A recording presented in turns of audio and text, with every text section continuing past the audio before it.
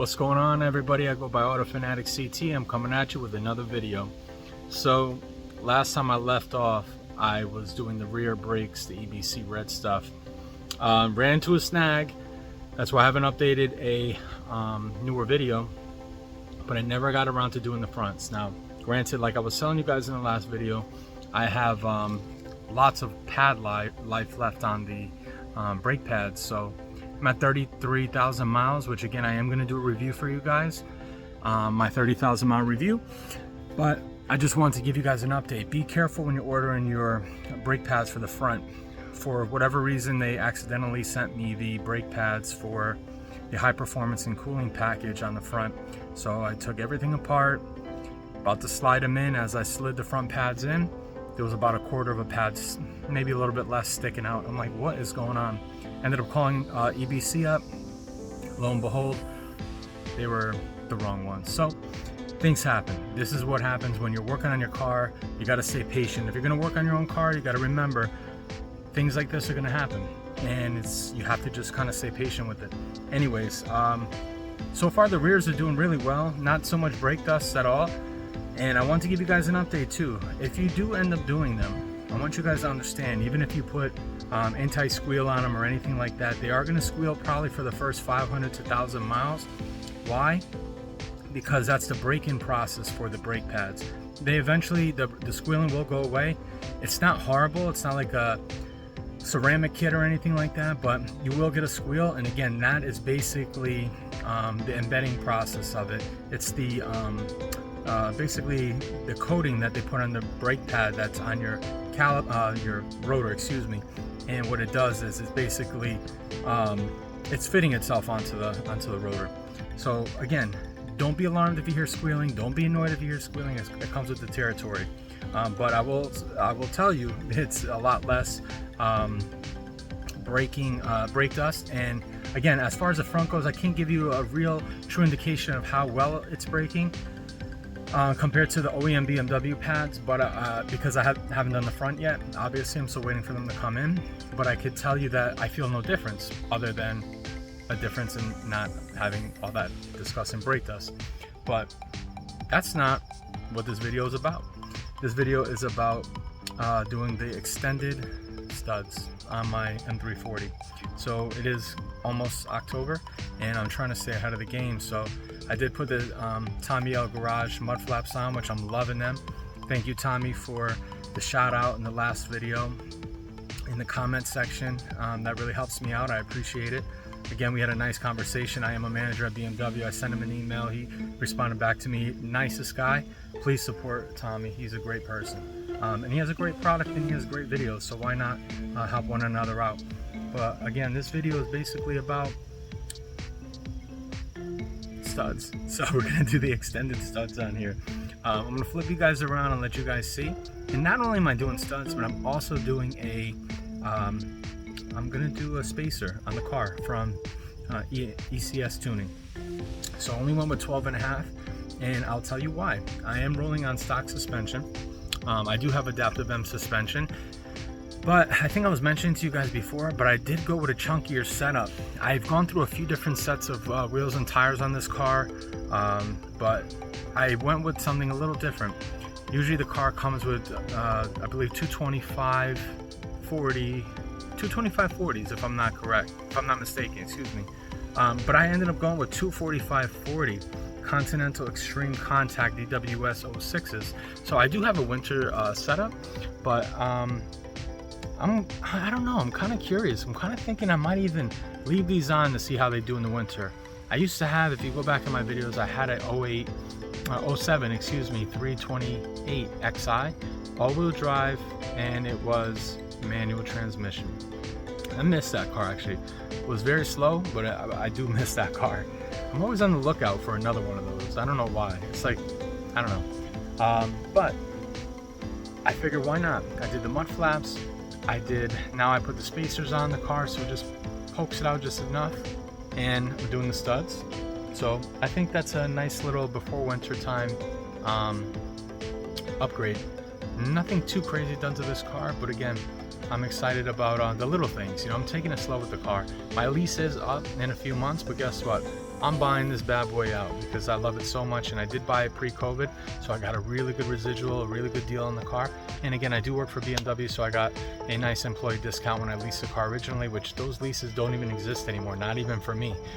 There are some employee discounts, employee programs, but not as good as what we had. So figure interest rates, price has gone up, everything is inflated.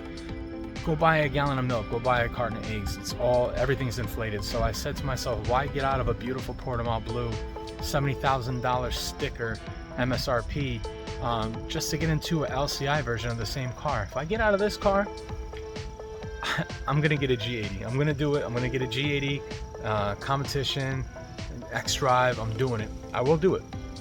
So that's, to me, the only upgrade, you know what I mean? So but again, let me flip you guys around. I know I'm talking to you guys to death. I'm gonna flip you guys around and show you exactly how to do it, and when you're installing your extended studs. Very easy, DIY. Let me flip you around. All right, so here they go. I have the Maximum Motorsport extended studs. Here you have a 5 Allen that you need for here, and you also need a torque wrench. You need open-ended lugs, and you also need good old Loctite. You definitely need that thread locker. What I like to do, as well, as you can see here, the last time when I did the brakes, which you can actually see the EBCs there. It doesn't really want to focus, but you can see the red stuff over there. I do use a little bit of this when it comes to the anti-seize, you know, around the wheel and stuff like that. I just do. And I also repolish this up. I'm just crazy like that. That's what I do. Again, I still have to wash my car, but this is just what it is. So basically what you want to do, you want to throw a little bit of the Loctite along this little end over here, and then you basically screw it in, and you're going to torque it. You do need a torque wrench for this, to 25 foot-pounds. Once you do that, you're good to go. And no longer will you have to, you know, hold your wheel and all that other crazy stuff and try to align it and all that. Go back in my videos, my E92 M3, I did the same kit, and it's just, I love it. I did it on my F80 M3 as well, which, let me flip you guys around for this one. It is sold. I did sell it. I'm so happy it's going to a good home, and I can't complain about that. So my boy, I'm just gonna throw his first name out there, Rich. Congratulations. I'll do a little final walk around, final thoughts, and exit interview, as Obsessed Garage would say, with the car. Owned it for a little over a year, and it's going into great hands. I just have too many toys. As you guys know, I got the S4 on the channel, I got the M340 on the channel, I have the F80 on the channel. Trying to kind of condense everything, and that's the thoughts of going on getting the G80, because it's one car and it does it all. And I want the extra because I do live in Long Island, so we get all kinds of different weather, and I do have family out of state, so I'm everywhere. Anyways, also let me flip you guys around and put the winter rollers. There we go, looking good. Let me see if I can zoom in a little bit. Whatever, it's not looking good. Maybe, yeah, I think it was catching a little bit there, but yeah, that car is ready. But that's going to be up for sale too. I just, you know what, don't need it. I don't need all these cars. So, and back to the show. All right, so Loctite here, and on the next, let me see, actually, probably just do it here with you guys. All right, so take some of this, okay, put a little bit on here. You don't have to go crazy with it. Okay, it's as simple as just this here. I mean, this is like the best upgrade in my opinion. One of them. This is a must. Come on. I mean, this is like. All right, so you guys get the idea, right? So I'm gonna pause the video, and on the next clip, you're gonna see me torquing them. That way, you guys have an idea of how that works, because this is just rinse repeat for all of them. Well, pow! Everything back on here, as you could see. I love this upgrade. So here it is. Here's my little contraption, right? This is a good old Pittsburgh tool, right from the Harbor Freight. I've been using it for years. 25 foot-pounds, already figured out. You literally just stick the Allen in there. You see, I'm working with my left hand here, guys. All right, now I'm gonna go to the right. So let's see if you guys can actually hear it. All right, so over there, okay, going slow, slow. There it is. Once you hear that little click, listen, that means you're done. That's it. It's as simple as that, guys. As simple as that. On to the next one. It's just like that. I'm the backyard mechanic, guys. You know, I don't have any freaking props or anything like that. Done. Nice. Rinse and repeat. I'm gonna pause you guys. Next clip, you'll see the finished product. Here it is, all done. So, as you can see, it looks like a freaking mess over here, but wapow, here we go. Sorry for the jungle noises in the background, but this is at ECS tuning, 12.5 millimeter, 12.5. That's what I'm doing. Part number 002411 ECS 02B-13, which is my lucky number. In case you guys were wondering which one I'm using, let's pop this sucker on right here. Let's see. It feels so good. Oh gosh, looks beautiful. Nice. Make sure when you guys are installing this that it sits properly, nice and flush against the hub. And as you saw, I did that anti-seize all around it, so if you do ever have to take them off, you can. So anyways, now it's time for the wheel. All done, guys. Again, sorry for the mess. The car is dirty. I am gonna wash it after this, but as you can see, that's how it looks. It's nice. I'm happy. Let's lower the car down. Nice and slow. Pause. Usher, halftime show. Super Bowl, nice and slow. I don't know if you call it that.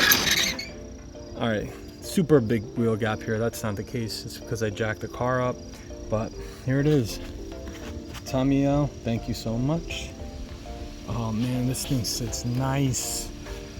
It sits so nice. So obviously, when you do retighten, because I did tighten them a little bit, you want to go in a crisscross pattern.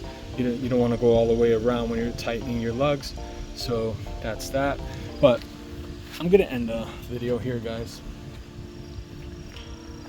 I think the 12.5s are perfect on this tire. Looks chunky. I love the setup, love the look. I'm very happy with what I got. Why wouldn't I be? But let me know, let me flip you guys around. Let me know what you guys think of this video. Again, please subscribe. It does help me out. And I was actually talking to my boy Mike, Slow Speed. You got some stuff coming up in store for you. So let's see. We're coming up with decisions, and we're trying to figure out what to do next. Please check his Slow Speed out. It's my boy Mike, and please check out his channel. He's incredible, nice guy. Again, support. It doesn't take much. Click on the bell. Get the notifications, subscribe. It's good content, and it doesn't cost you a thing, man. It doesn't cost you nothing.